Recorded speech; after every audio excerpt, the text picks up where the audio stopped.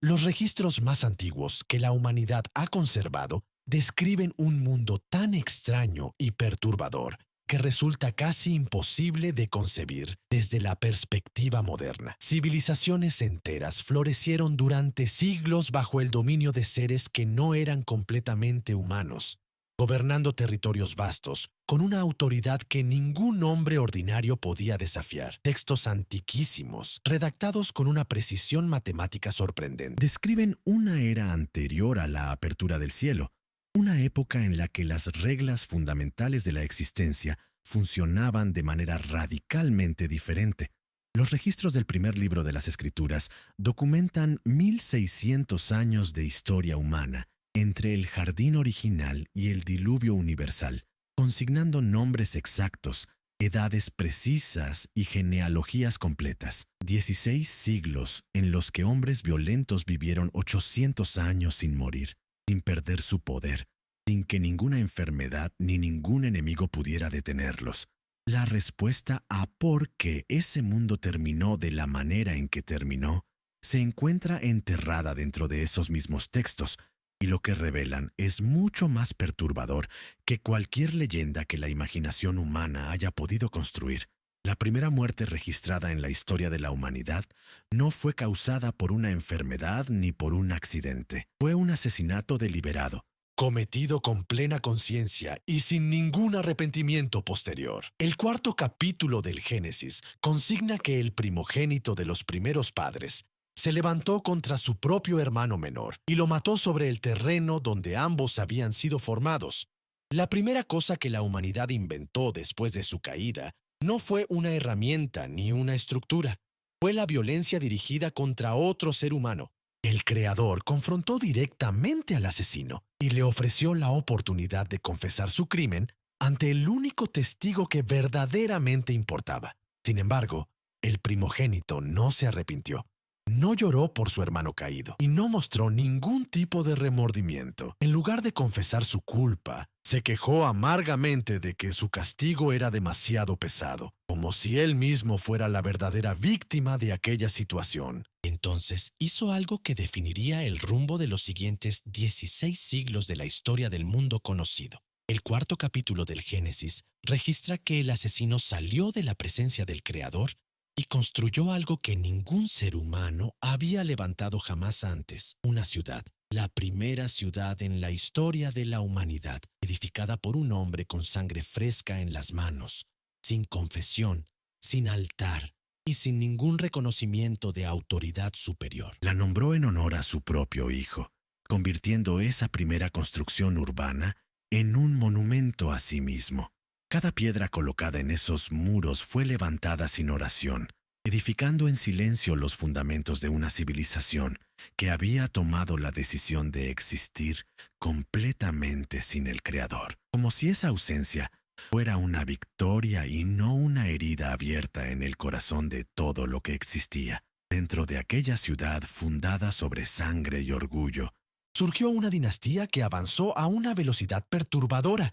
Un descendiente de quinta generación se convirtió en el primer polígamo registrado en todas las escrituras sagradas, tomando 2 mujeres al mismo tiempo. De esa unión nacieron los fundadores de las industrias del mundo antiguo, el padre de quienes habitaban en tiendas y criaban ganado, el inventor registrado de la música como práctica organizada, y el primer artesano de todas las herramientas de bronce y de hierro, el primer fabricante de armas del que los textos guardan registro, el primer fabricante de instrumentos de guerra de toda la escritura sagrada, compartía el mismo hogar que el inventor de la música, nacidos del mismo padre, bajo el mismo techo.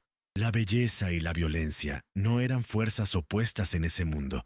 Eran industrias hermanas que se alimentaban mutuamente sin contradicción aparente. El entretenimiento y la guerra fueron inventados por la misma generación, con las mismas manos, dentro del mismo hogar. Y entonces ese descendiente polígamo pronunció el primer poema que las escrituras conservan con precisión textual.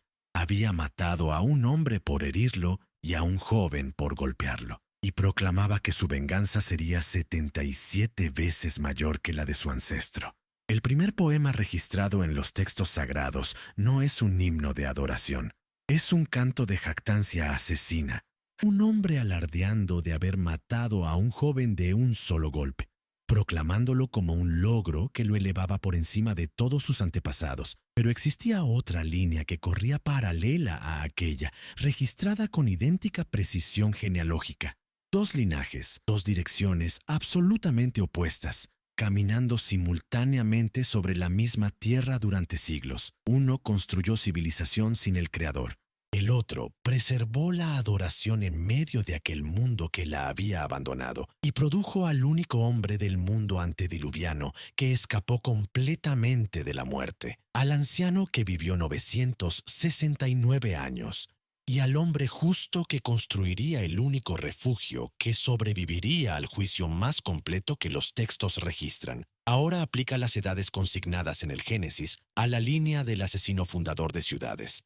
Y lo que emerge frente a tus ojos es profundamente aterrador. Imagina un señor de guerra violento, orgulloso y polígamo, que no muere a los 70 ni a los 80 años. Imagina que ese mismo hombre vive durante siglos enteros acumulando poder, territorio, mujeres y armas sin que nadie pueda detenerlo, sin que ninguna enfermedad lo debilite, sin que el paso del tiempo le quite la fuerza. El mismo tirano gobernando el mismo territorio durante 500, 600 y 700 años sin interrupción.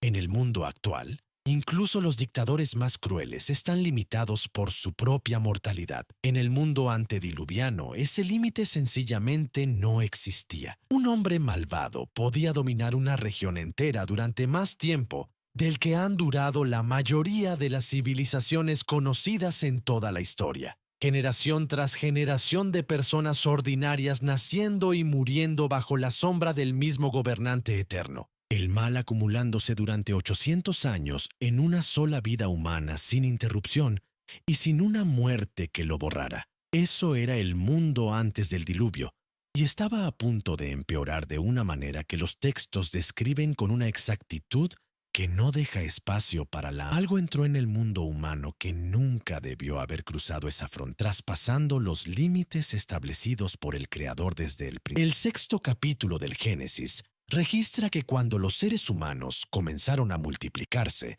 los hijos del Creador vieron a las mujeres, vieron que eran hermosas y decidieron tomarlas sin pedir permiso ni reconocer ninguna autoridad por encima de su propio deseo. La expresión hijos del Creador en el hebreo original no es ambigua para ningún estudioso serio del texto.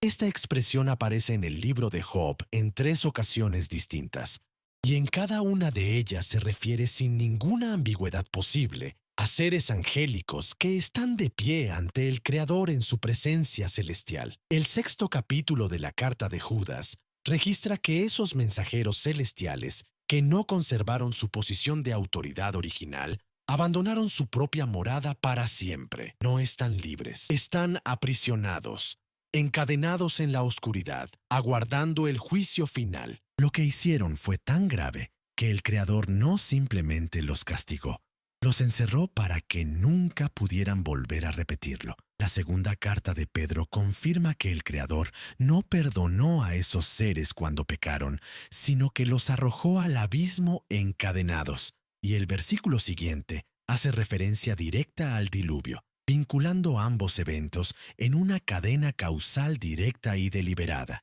Seres angélicos abandonaron su estación natural y entraron al mundo humano de una manera que el Creador no había diseñado ni permitido, y el resultado fue catastrófico. El sexto capítulo del Génesis registra que los gigantes estaban sobre la tierra cuando los hijos del Creador se unieron con las hijas de los hombres.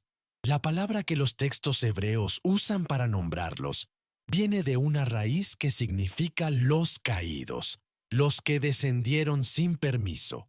Poderosos designa guerreros, campeones, seres de una fuerza que el mundo no había visto antes. Hombres de renombre traduce literalmente hombres del nombre, figuras cuya fama llenaba toda la tierra con un asombro mezclado de terror.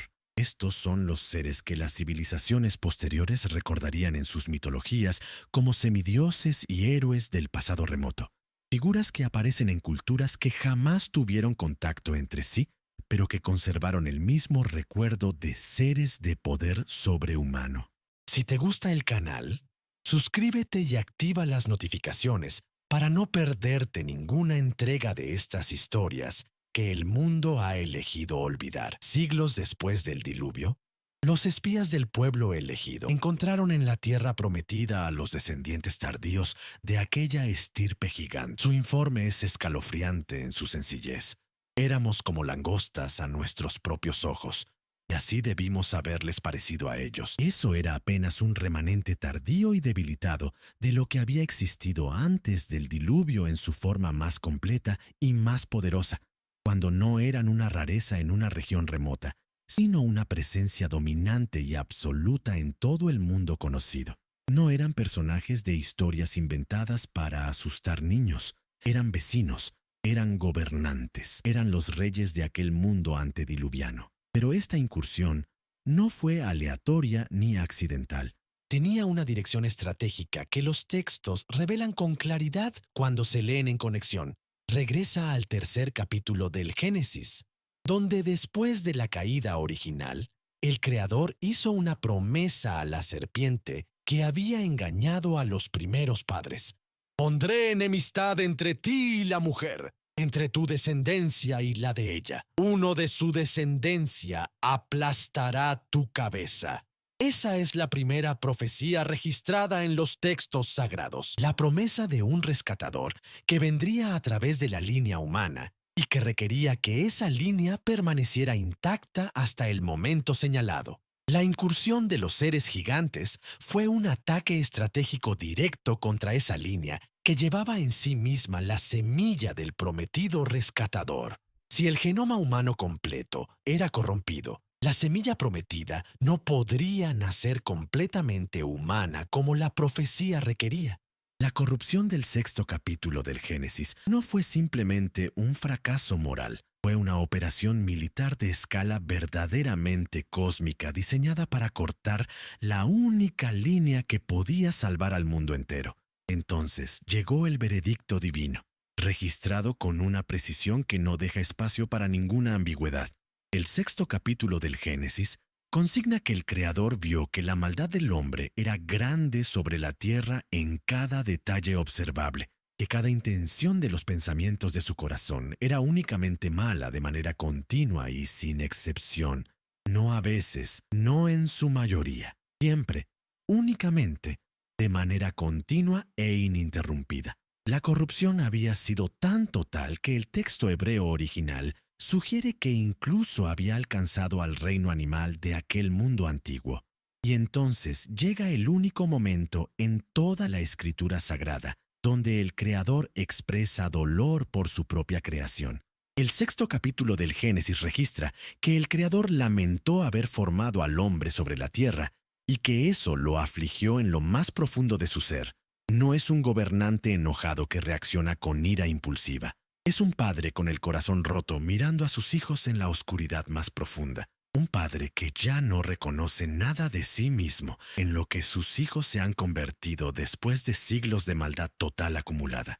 Y en medio de aquella oscuridad sin precedente, en medio de millones de seres humanos, el Creador vio a un hombre. El sexto capítulo del Génesis registra que ese hombre encontró gracia ante los ojos del Creador, que era un hombre justo e íntegro en su generación. La palabra íntegro en el hebreo original significa completo, entero, sin mancha, puro en su linaje familiar, una pureza que en aquel contexto tenía implicaciones que iban mucho más allá de la conducta moral individual. Su linaje no había sido corrompido en un mundo lleno de gigantes, de violencia institucionalizada y de un colapso moral total sin ningún paralelo posible. ¿Qué significaba ser ese hombre en aquel mundo? Levantarse cada mañana como la única familia que todavía oraba al Creador, que todos los demás, a vivir donde los vecinos burlaban abiertamente en las sin ninguna consecuencia, ver a los propios hijos expuestos a cosas que ningún niño debería ver y que nadie en toda aquella civilización considerara eso como un problema porque nadie recordaba ya qué era lo correcto.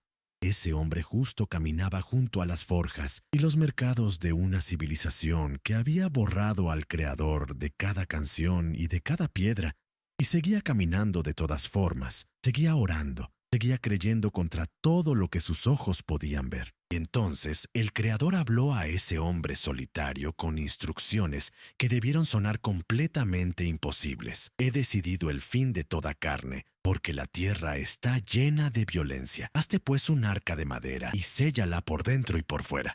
El Creador dio las dimensiones con precisión técnica: 300 codos de longitud, 50 de anchura y 30 de altura, 3 cubiertas y una sola puerta. Aproximadamente 137 metros de largo, 23 de ancho y 14 de alto.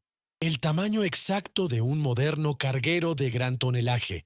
Una embarcación construida en tierra seca, en un mundo que no conocía la lluvia, para una catástrofe sin precedente en ningún punto de la experiencia humana registrada. Una catástrofe para la que no existía ninguna categoría mental en aquel mundo. Algunos estudiosos calculan que la edificación del arca tomó entre 55 y 75 años de trabajo continuo, sin lograr convertir a ningún extraño. 75 años de martilleo sobre la madera. 75 años de predicación al aire libre frente a personas que se alejaban sin mirar atrás. 75 años observando cómo la gente pasaba junto a la construcción con mofa abierta. Imagina predicar durante 75 años y no ganar ni un solo convertido fuera de tu propia familia inmediata. Ni un solo vecino que dijera: creo lo que dices y quiero prepararme.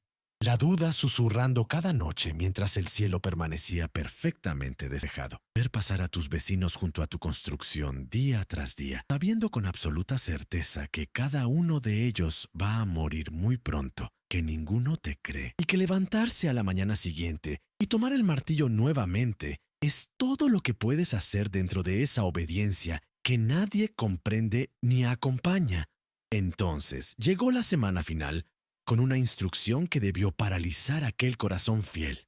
Entra tú y toda tu familia en ella, porque en 7 días haré llover sobre la tierra durante 40 días y 40 noches. 7 días. Una semana final de gracia mientras los animales llegaban desde todas las direcciones sin que nadie los guiara. 7 pares de los animales puros y 2 de los impuros llegando desde el horizonte, caminando solos y en silencio porque el Creador los enviaba. Llegaban solos, mientras el mundo entero los observaba sin comprender nada de lo que aquella llegada silenciosa significaba para su propio destino inmediato. Los vecinos observando desde las puertas de sus casas, algunos todavía riendo, otros finalmente inquietos por primera vez, pero sin dar el paso que la inquietud les pedía.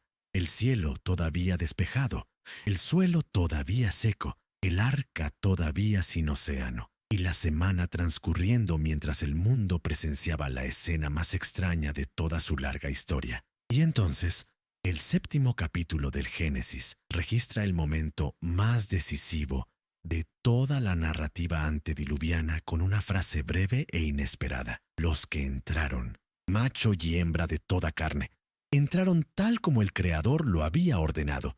Y el Creador cerró la puerta detrás de ellos desde afuera. El Creador mismo cerró la puerta del arca. No el hombre justo, ni sus hijos. El Creador salió y la cerró con su propia mano, con su propio peso de decisión final e inapelable. Cuando esa puerta se cerró, el periodo de gracia terminó de manera absoluta. Todos los que permanecieron afuera quedaron afuera para siempre, sin ninguna posibilidad de apelación, sin ninguna negociación de último minuto. Las risas se detuvieron, las burlas se detuvieron, y por primera vez en 1600 años, el mundo cayó en un silencio que nunca antes había conocido. Y entonces el cielo se rompió desde adentro hacia afuera. El 7º capítulo del Génesis registra que en aquel día todas las fuentes del gran abismo irrumpieron violentamente al mismo tiempo que las ventanas de los cielos se abrieron.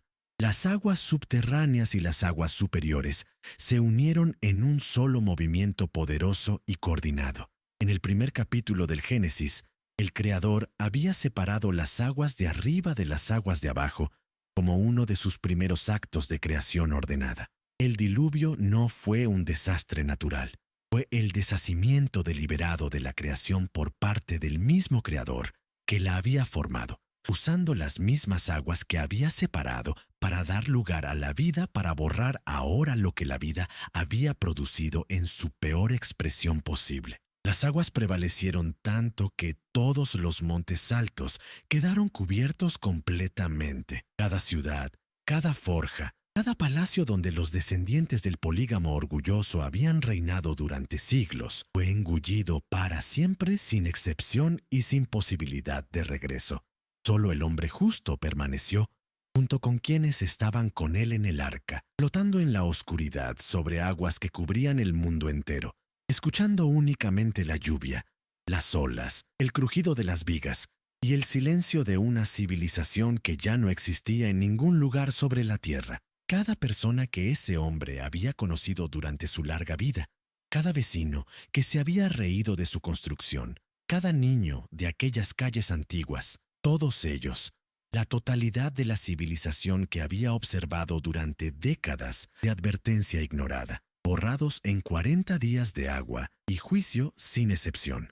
Y el hombre que los había advertido durante 75 años, sentado en la oscuridad del arca, cargando ese peso imposible con su familia alrededor, escuchando el silencio definitivo del mundo que ya no existía afuera de esas paredes de madera sellada. Y entonces, el octavo capítulo del Génesis pronuncia la frase más importante de toda la narrativa antediluviana. Las aguas comenzaron a menguar. El arca descansó sobre las montañas del norte, y el hombre justo envió primero un cuervo y luego una paloma para explorar lo que había afuera. La paloma regresó con una hoja de olivo fresco en su pico, señal de que la vida estaba volviendo a aparecer. El suelo comenzó a reaparecer bajo un cielo que se iba despejando lentamente. El primer acto del mundo nuevo no fue construir una ciudad, ni establecer un mercado, ni fundar ninguna institución en nombre propio. Fue un altar levantamiento de autoridad. El acto exactamente opuesto al uno fundador había hecho siglos atrás. El primer acto del asesino había sido construir una ciudad con su propio nombre grabado en cada piedra. El primer acto del hombre justo fue regresar al Creador, con las manos abiertas y el corazón inclinado. El noveno capítulo del Génesis registra el pacto establecido, declarando que nunca más toda carne sería cortada por las aguas de un diluvio universal. Y el Creador colocó su arco en el cielo, no como decoración pintoresca, ni como símbolo para los libros de los niños, sino como señal de un pacto de sangre. La palabra hebrea para arco es la misma que se usa para el arco de guerra, el instrumento de juicio ahora apuntado hacia los cielos. El arco en el cielo no dice que la tormenta ha terminado para siempre. El arco en el cielo dice que la próxima vez el Creador mismo pagará el precio en lugar de la humanidad. El diluvio terminó, pero la guerra no terminó con él. El pecado sobrevivió dentro del arca, viviendo en los corazones de los hijos del hombre justo, y se resucitó en la deshonra del hijo menor, en la torre que los hombres construyeron para alcanzar el cielo con sus propias manos, y en la maldición que cayó sobre quien no supo honrar lo que debía honrar. El diluvio respondió una pregunta fundamental. ¿Puede la humanidad ser salvada comenzando de nuevo, lavando el mundo hasta dejarlo limpio?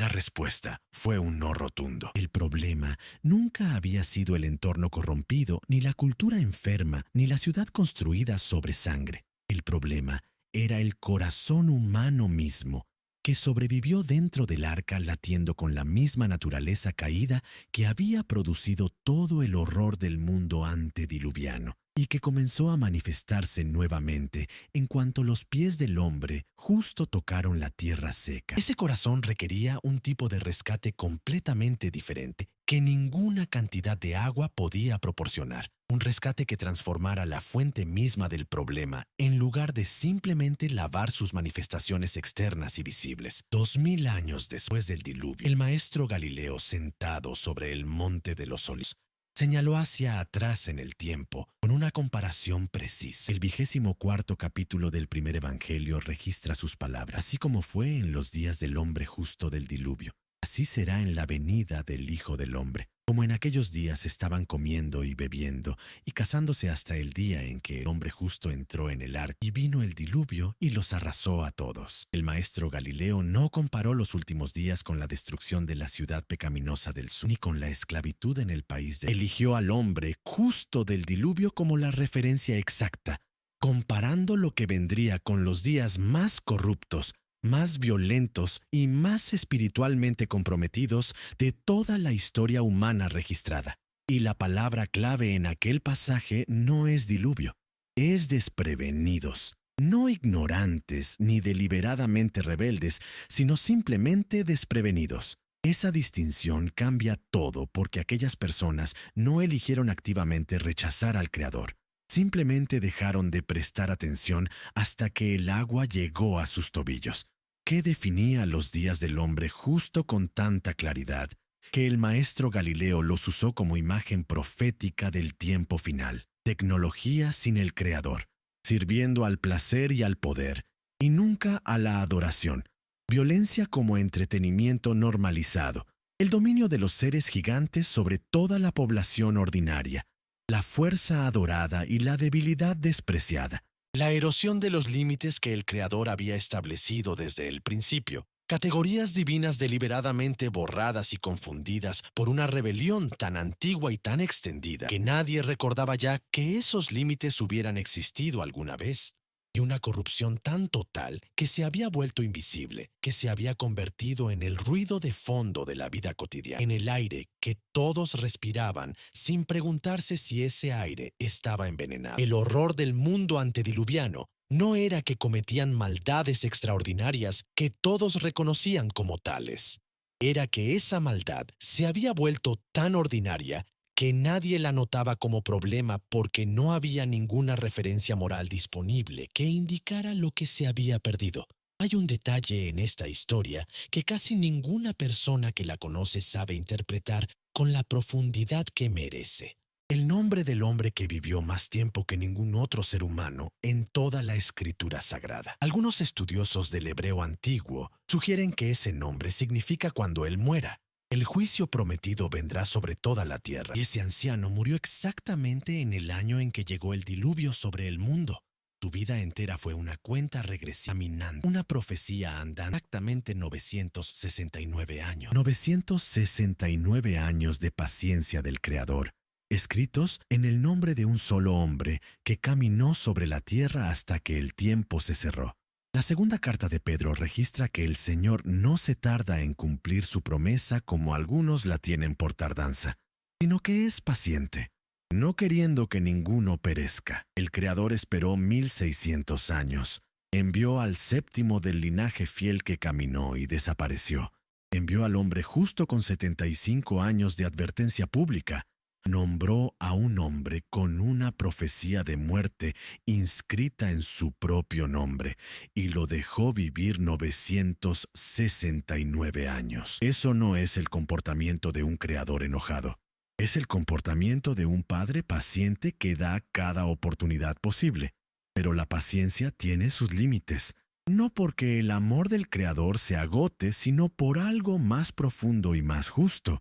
Algo que tiene que ver con la naturaleza misma de la libertad y con el peso real de las decisiones tomadas durante años frente a una evidencia que siempre estuvo disponible para quien quisiera verla. La puerta se cerró y se cerró para siempre sin segundas oportunidades, sin apelaciones, sin negociaciones de último minuto. El 10º capítulo del Evangelio de Juan registra las palabras del maestro Galileo, declarando que Él mismo es la puerta, que si alguien entra por Él será salvo y hallará vida en abundancia. Él es el arca del tiempo presente, el único refugio disponible ahora para los que escuchan esta historia en cualquier lugar del mundo donde el algoritmo la haya llevado. Y esa puerta está todavía abierta en este preciso momento. Estás escuchando esto ahora mismo, por una razón que va más allá de lo que el algoritmo puede explicar con sus propias categorías. El mismo Creador que advirtió a través del hombre justo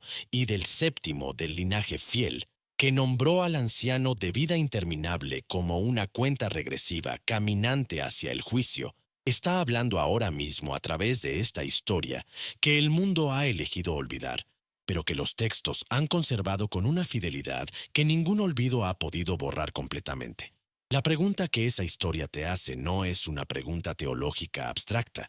Es la misma pregunta que el cielo despejado le hacía a cada persona que pasaba junto al arca durante 75 años sin detenerse. ¿Tienes tiempo todavía? Pero el tiempo que tienes no está garantizado más allá del momento presente en que lo posees. En la era más oscura de toda la historia humana registrada, un hombre encontró gracia. Una familia completa fue preservada. Y una sola puerta fue suficiente para contener todo lo que la vida necesitaba para sobrevivir al juicio más completo que el mundo había conocido. Una sola familia, una sola puerta, una sola decisión de creer y de entrar cuando la voz del Creador lo indicó. Publicamos un video todos los días. Y dale me gusta al video si te gusta esta historia y déjanos en los comentarios contándonos de dónde eres y a qué hora nos escuchas.